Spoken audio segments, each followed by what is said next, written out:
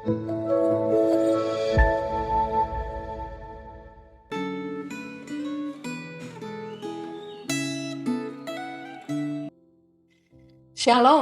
Bapak Ibu Saudara sekalian.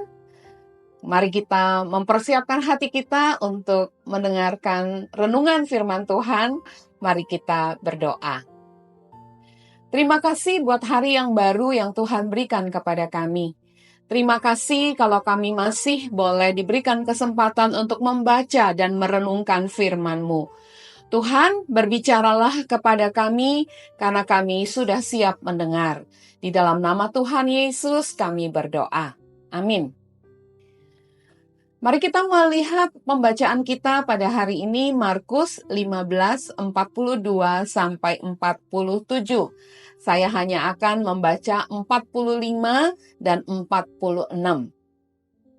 Sesudah didengarnya keterangan kepala pasukan, ia berkenan memberikan mayat itu kepada Yusuf.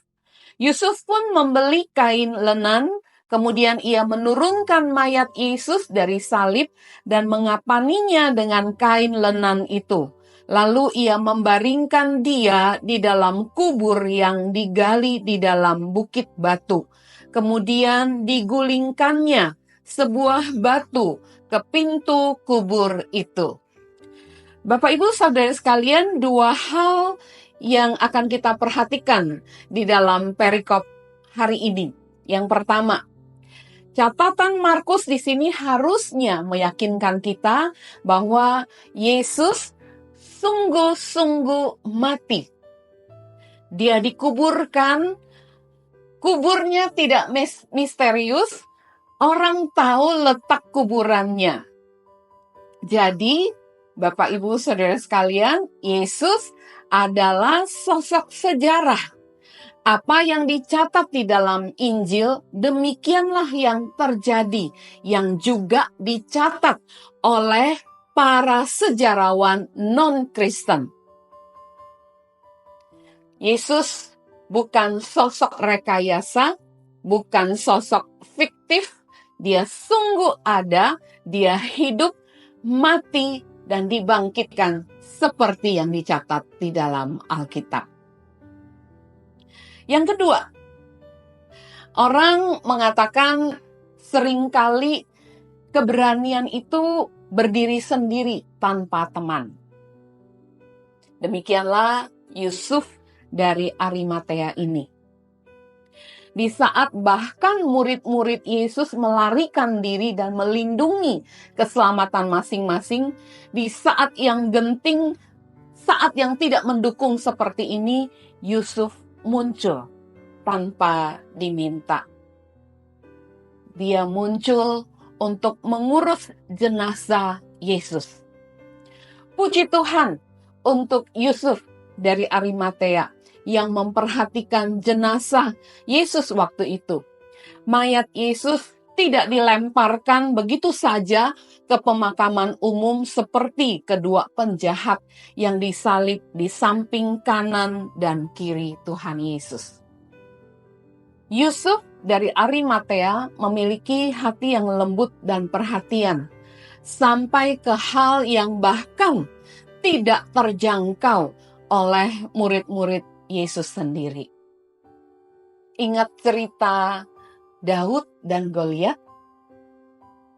Ketika semua prajurit tentara Israel ketakutan dan bersembunyi, ditantang dan diejek oleh tentara Filistin, Daud muncul menawarkan diri. Bapak Ibu Saudara sekalian, kemunculan dari Yusuf dari Arimatea adalah salah satu contoh kuasa Tuhan yang menyediakan pertolongan dari tempat yang tak terduga. Bagaimana mungkin pertolongan datang dari seorang Yusuf Arimatea? Seorang anggota Sanhedrin yang identik dengan kelompok yang anti dan membenci Yesus. Jadi ingat ketika Tuhan menyuruh burung gagak pemakan daging untuk mengantarkan daging kepada Elia di Sungai Kerit. Atau pertolongan kepada Elia yang datang dari seorang janda miskin yang hanya tinggal sekali makan, lalu kemudian dia dan anaknya menunggu maut menjemput. Bapak Ibu, apakah engkau merasa jalanmu buntu? Kesulitanmu serasa terlalu susah untuk diatasi. Semua pilihan rasanya sudah ditelusuri dan engkau mendapati pasti tidak ada lagi yang bisa dilakukan untuk menolong.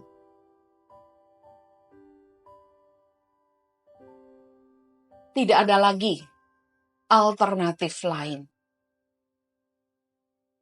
Bapak Ibu, adakah kesulitan yang lebih ruwet daripada kematian? Bahkan kematian tidak mampu mencegah Yesus untuk bangkit. So, persoalan dan kesulitanmu pasti tidak terlalu sulit untuk Tuhan. 1 Korintus pasal 10 ayat 13 mengatakan, pada waktu kamu dicobai, Tuhan akan memberimu jalan keluar sehingga kamu dapat menanggungnya. Bahkan jalan keluar dari tempat dan dari orang yang tak terduga seperti Yusuf dari Arimatea. Kuasa Yesus yang mati dan bangkit kembali bisa melakukannya. Di dalam kisah ini juga di dalam kehidupanmu, di dalam kesulitanmu. Karena itu Bapak Ibu berdoalah, berserulah kepada Tuhan. Dia berjanji akan memberikan jalan keluar sehingga kita mampu menanggungnya. Puji Tuhan. Biarlah firman Tuhan hari ini meneguhkan hatimu, memberikanmu pengharapan dan kekuatan untuk berjalan bersama dengan Tuhan, apapun kesulitannya. Mari kita berdoa. Bersyukur kepada firman Tuhan yang kami dengar pada hari ini. Engkau adalah Tuhan yang mati, tapi bangkit kembali, memberikan pengharapan kepada kami, seperti yang Engkau ceritakan, yang Engkau kisahkan pada hari ini. Bahkan pertolongan diberikan dari tempat dan dari orang yang tak terduga. Biarlah itu terjadi kepada kami, dan biarlah kami juga menjadi orang-orang seperti Yusuf dari Arimatea yang dipakai untuk menyatakan Tuhan yang sudah bangkit. Terpujilah namamu. Di dalam nama Tuhan Yesus kami berdoa. Amin. Tuhan memberkati kita semua, Bapak Ibu Saudara sekalian.